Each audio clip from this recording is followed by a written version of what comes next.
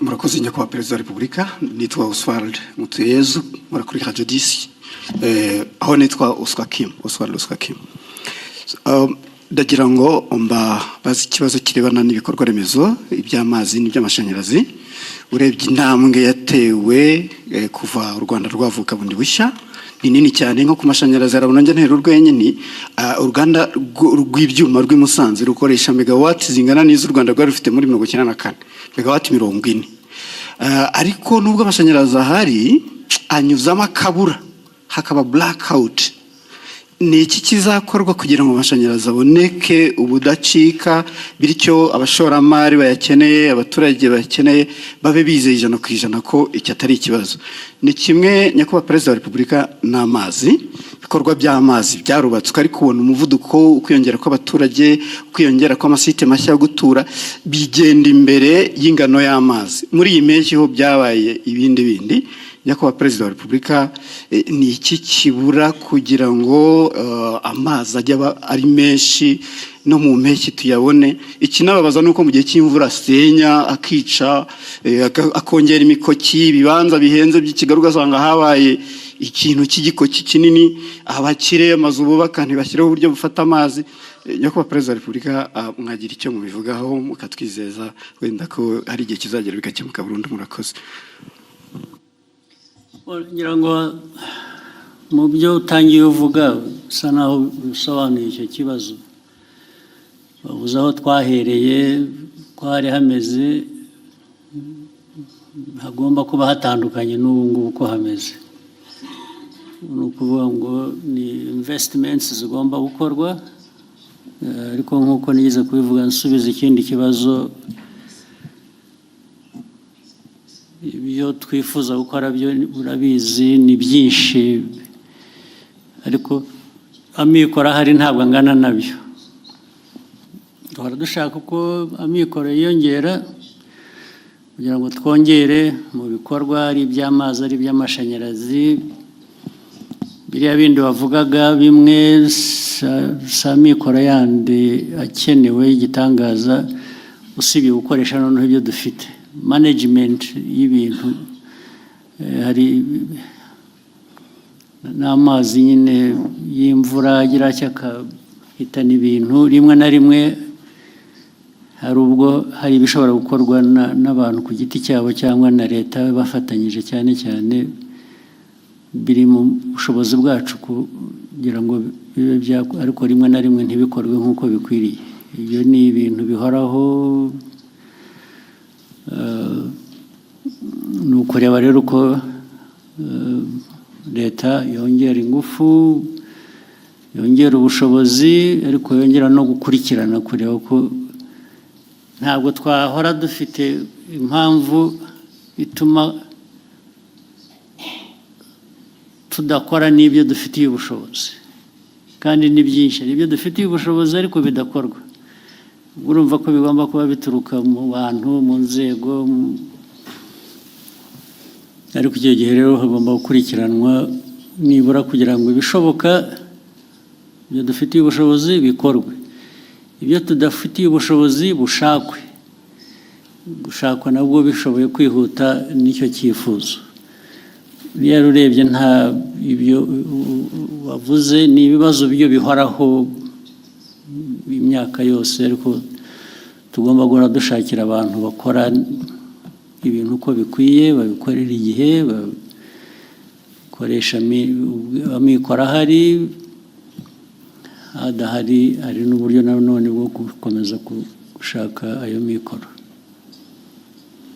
Ibyo rero niho natwe niho Abanyarwanda bapimira kumenya uko abayobozi babo babakorera cyangwa leta yabo bakorera.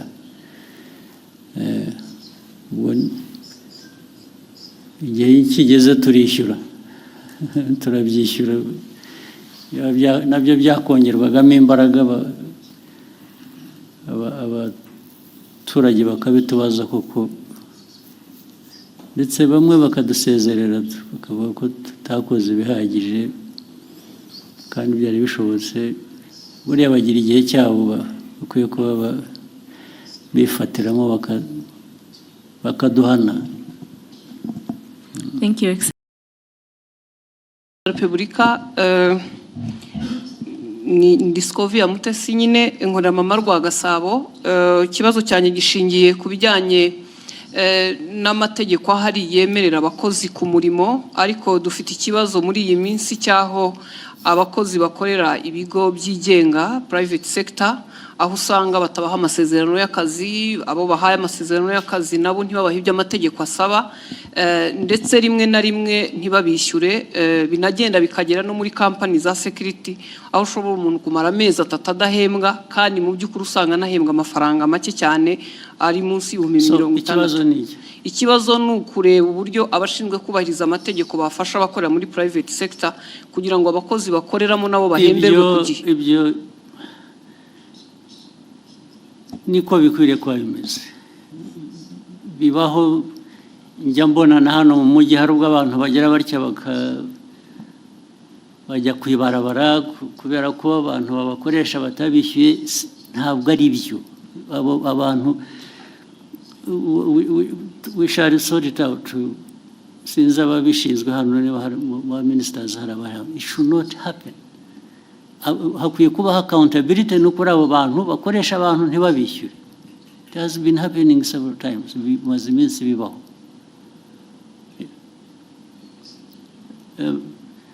Minicom uri hano cyangwa abantu kutishyurwa bikarinda bivamo inshuro bibaye murabizi.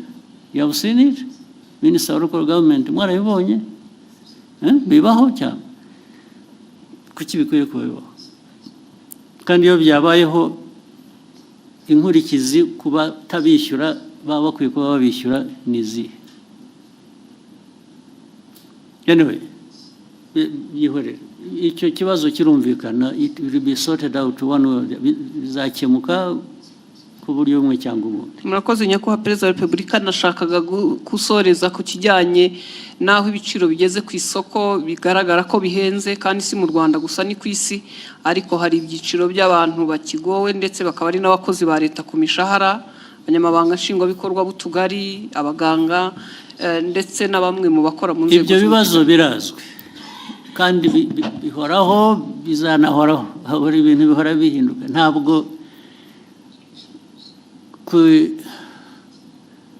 hanze ku isoko bijyanye n'ubukungu bw'igihugu ari ku miterere yabwo ubwabwo cyangwa bifite bituruka hanze bitera ibibazo igihugu, byo bihoraho. Gushaka ko tubikemura gusa ibyo uvuga byose birazwi, ndetse niyo mpamvu habaho rimwe na rimwe kugerageza gukemura bimwe dufasha. Urabizi iyo ubona leta ifata ibyemezo igatanga subsidies mu Kinyarwanda ni iki? Nkunganire. Buriya urabizi ko biriho, baba bunganira umuturage bazi ko nabo kandi ntibamwunganira bihagije, bamwunganira bijyanye n'ubushobozi, kuko hari ubushobozi igihugu kiba gifite kikunganira abantu uko gishoboye cyabitanga byose. Ibyo rero uvuga byo rwose birahari. Urebe mu gihugu hari ibijyanye igiciro cy'ibintu byose n'igiciro kigenda ku ifaranga bagujije, cyangwa ibijyanye n'ibiciro ku masoko by'ibyo kurya. Urabizi ko byazamutse. Byose ibyo bibazo birahari, ariko buri munsi ntabwo abantu bahwema gutekereza uko bikemuka, ariko ntibishobora gukemuka ku buryo uko buri muntu wese abishaka, kuko ntibishoboka, ntibidashoboka. Ariko imbaraga zo kugerageza gukemura ibibazo ziratangwa bihagije rwose. Niyo mpamvu ubona ku giciro cya peteroli na diesel bagira batya, tugashaka uko tworohereza abantu, bikanga bikajya muri transport,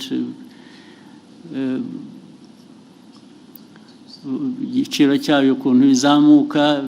ariko buriya tudakoze izo interventions, tutagiye tugerageza gushaka uko kunganira abantu, biba byikubye nka kabiri cyangwa na gatatu.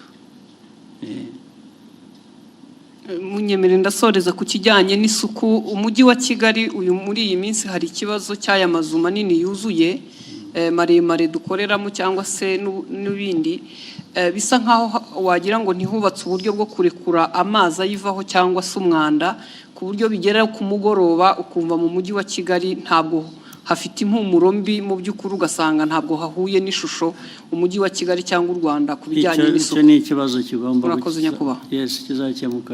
Minisita wa Local Government wacyumva na meya n'abantu ba infrastructure.